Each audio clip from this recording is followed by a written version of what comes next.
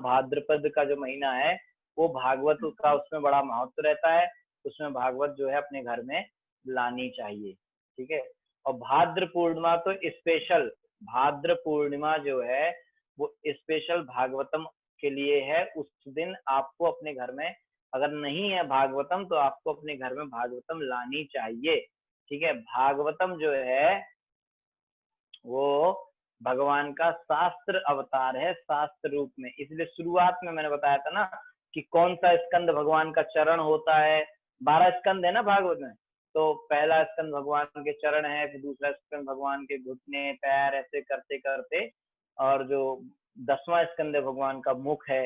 इस तरीके से पूरे 12 स्कंद मिलके भगवान का शरीर बनता है। इसलिए भगवान, अगर किसी के घर में 12 स्कंद पूरा भागवतम रखा हुआ है तो इसका मतलब है उसके घर में स्वयं साक्षात कृष्ण बैठे हुए हैं, क्योंकि ये शास्त्र में वर्णन है। जब भगवान यहाँ से जा रहे थे तो सबने कहा, नदियों ने, देवताओं ने, सबने कहा भाई हम यहाँ क्या करेंगे, हैं आप तो जा रहे। तो भगवान ने कहा मैं जा रहा हूँ, लेकिन मैं अपने आप को भागवत के रूप में यहाँ पे रखूंगा। यहाँ पे मैं कैसे अभी विराजमान रहूंगा, स्वयं श्रीमद् भागवत के रूप में रहूंगा। भागवत के शुरू में वर्णन आता है कि धर्म, भगवान कृष्ण के जाने के बाद धर्म ने किसकी शरण ली, तो धर्म ने भागवतम की शरण ली, क्योंकि श्रीमद् भागवतम में और भगवान में कोई फर्क नहीं है। फर्क वाली तो बात ही नहीं होती, क्योंकि वही है, जो कृष्ण है वो भागवत है, जो भागवत है वो कृष्ण है। और ये है कि कृष्ण एक विग्रह रूप है और यहाँ शास्त्र रूप है। और जब हम हरे कृष्ण नामंत्र बोलते हैं तो नाम रूप है, जब चैतन्य महाप्रभु की बात आती है तो भक्त रूप है ना। और जब मत्स्य अवतार की बात है तो मत्स्य रूप है, कूर्म अवतार तो कूर्म रूप है। ऐसे अलग अलग रूप में भगवान आते हैं। इसी तरीके से एक रूप है, जब शास्त्र के रूप में आएंगे तो उसे कहते हैं शास्त्र अवतार, जो कि श्रीमद् भागवतम है।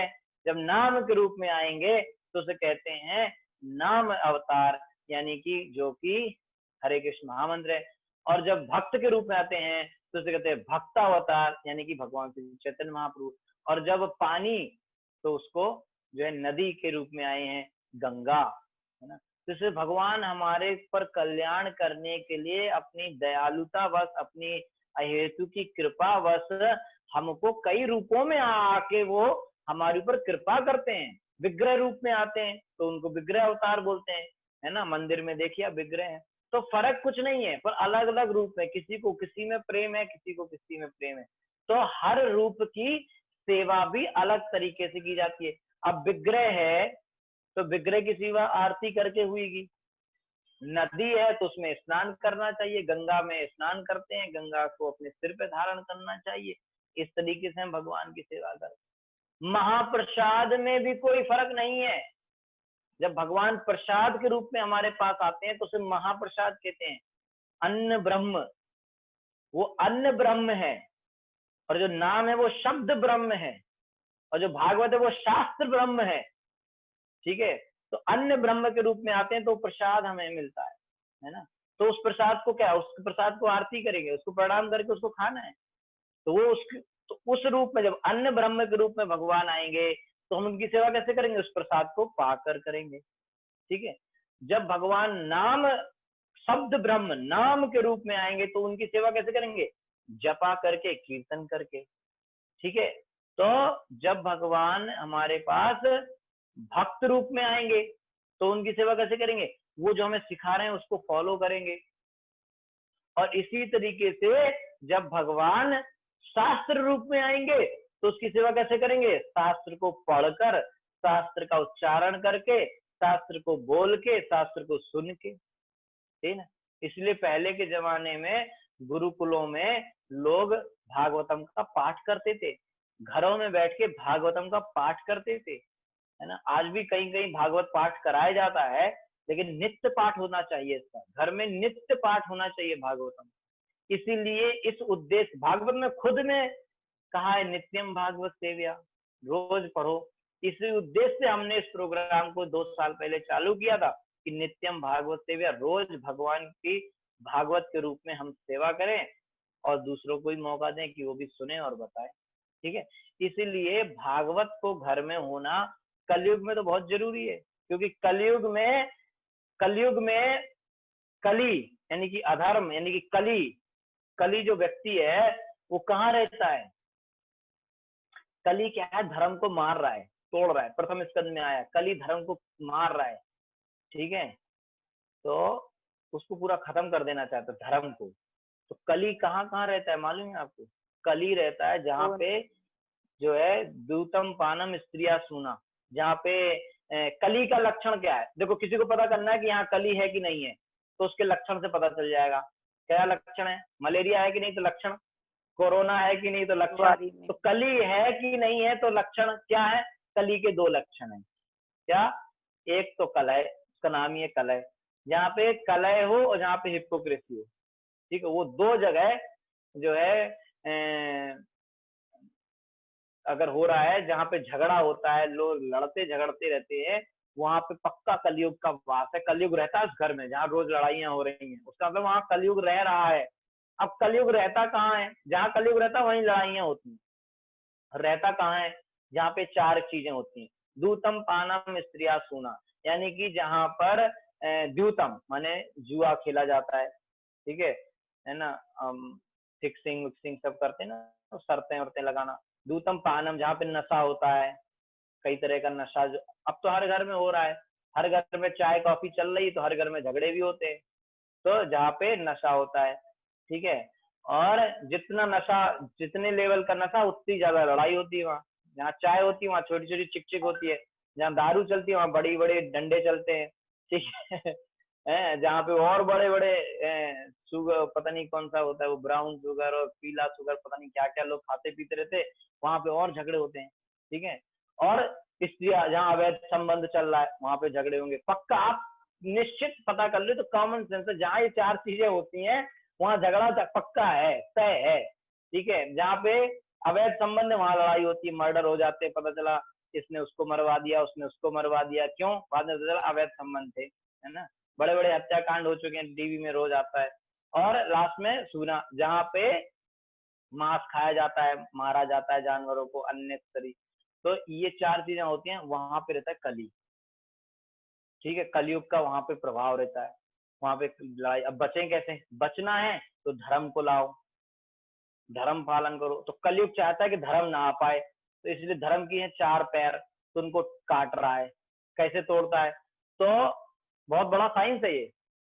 दूतम माने जहां पे जुआ खेला जाएगा वहां पे सच्चाई खत्म हो जाएगी, लिख लो आप, सत्य खत्म। दूतम पानम, जहाँ पे नशा होगा वहां पे तपस्या, यानी कि आप कोई तपस्या नहीं कर, तपस्या माने जैसे गोवर्धन की परिक्रमा कर ली, 23 किलोमीटर चल लिए, तपस्या है। सुबह 4 बजे उठ के माला कर रहे हैं, तपस्या है। तो ये नहीं कर सकता आदमी जहाँ पे नशा करेंगे, ठीक है। जो लोग नशा करेंगे तपस्या नहीं हो सकती उनसे, ठीक है। दूतम पानम स्त्रिया, जहाँ पे अवैध संबंध होंगे, क्या क्या हुआ अभी? सत्य हुआ, तपा हुआ और अवैध संबंध। जहाँ पे अवैध संबंध होंगे वहां पे स्वच्छता नहीं रहेगी, शौचम, गंदगी रहेगी। वहां पे वो लोग सब गंदे रहते हैं, उनका मन गंदा, उनका शरीर गंदा, उनका कर्म गंदे, सब गंदा, ठीक है, गंदगी, शौचम नहीं रहेगा।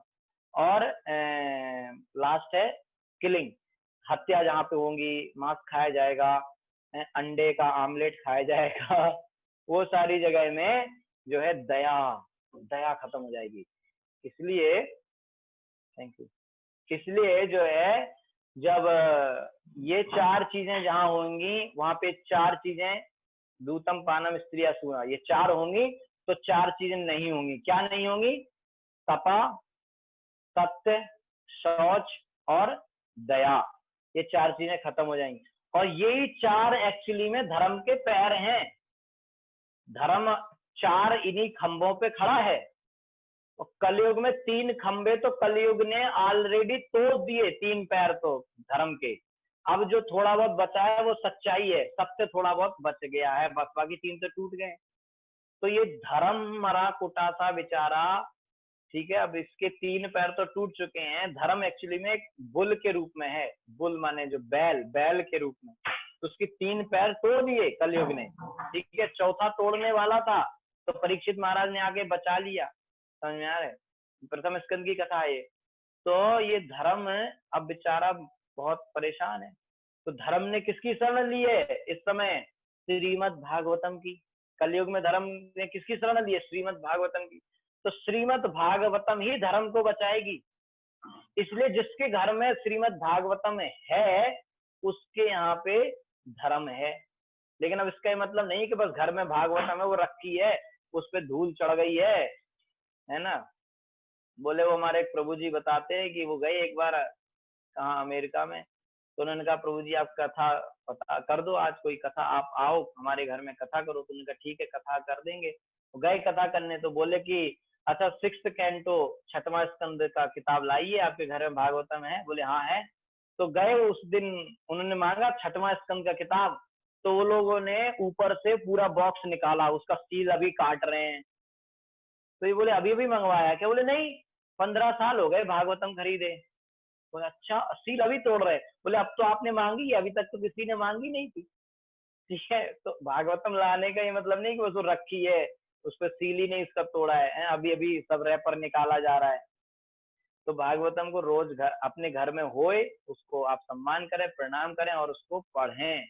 क्योंकि जिस तरीके से मैंने बताया ना, विग्रह की पूजा आरती करके, महाप्रसाद की पूजा प्रसाद पाके, ठीक है, और नाम की पूजा नाम जप करके, उसी तरीके से शास्त्र की पूजा शास्त्र को पढ़ के और सुन के होगी। इसलिए घर में भागवतम का होना बहुत जरूरी है। ठीक है, इसलिए अभी बहुत अच्छा टॉपिक आया इसलिए मुझे लगा कि बता दूं, इसलिए मैंने बता दिया। और वैसे समय बहुत अच्छा आ रहा है, भाद्रपद के महीने में भागवतम को घर में लाना सबसे शुभ होता है, और स्पेशली भाद्र पूर्णिमा में लाना सबसे शुभ होता है ना। पिछले साल भी बहुत सारे भक्तों ने जो है अपने यहाँ भाद्रपद के महीने में पूर्णिमा के दिन अपने घर में श्रीमद् भागवतम को लाया था। और श्रीमद् भागवतम जो अपने घर में आती है, जैसे कोई व्यक्ति अपने घर में विग्रह को लाते हैं ना, तो उनकी प्रतिष्ठा कराते हैं।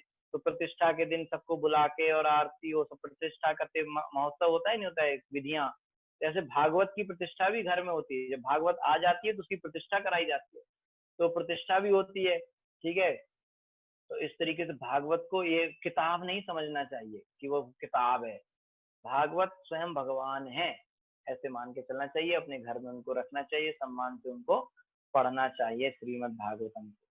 ठीक है, इसलिए अगर किसी का इच्छा हो तो आप श्रीमद् भागवतम को जो है भाद्रपद के महीने में, अभी सावन चल रहा है, अगला महीना है, उसमें आप ला सकते हैं।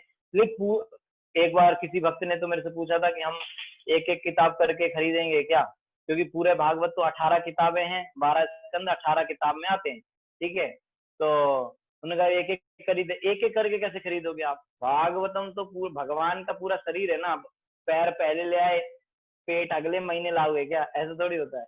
तो पूरा आप एक साथ लीजिए और उनको पढ़िए। हरे कृष्णा।